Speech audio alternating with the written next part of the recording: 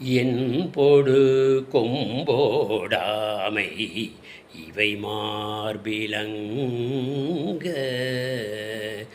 எருதேறி ஏழை உடனே என்பொடு கொம்பிடாமை இவை மார்பிலங்க எருதேறி ஏழை உடனே பொன்பொதி மத்த மாலை புனலேறி வந்து என் உளமே புகுந்த அதனால் 9, 1, 18 உடனாய நாட்கள் அவைதாம்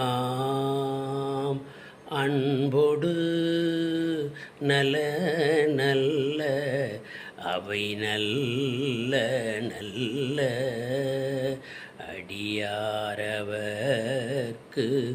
மிகவே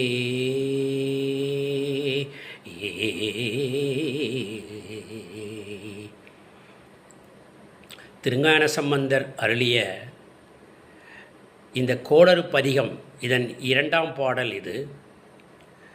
இதை தினமும் ஒலிக்கச் செய்வதால் வீட்டில் உள்ள குடும்ப பிரச்சனைகள் தீரும், குழந்தை பேறு கிடைக்கும், உடல் ஆரோக்கியம் பெறும், மற்ற அனைத்து சௌகரியங்களும் மன அமைதியும் கிடைக்கும் என்பதே இதன் ஐதீகம்.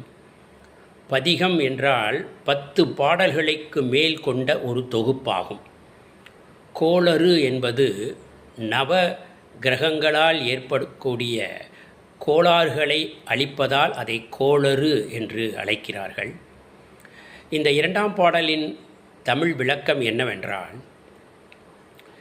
எலும்பு, ஓடு, ஆமை ஆகிய இம்மூன்றையும் கழுத்தில் அணிகலன்களாக அணிந்து கங்கை தலையில் ஏந்தி ஊமத்த மாலையை கழுத்தில் அணிந்து உமையாள் சகிதமாக ரிஷப வாகனத்தில் ஏறி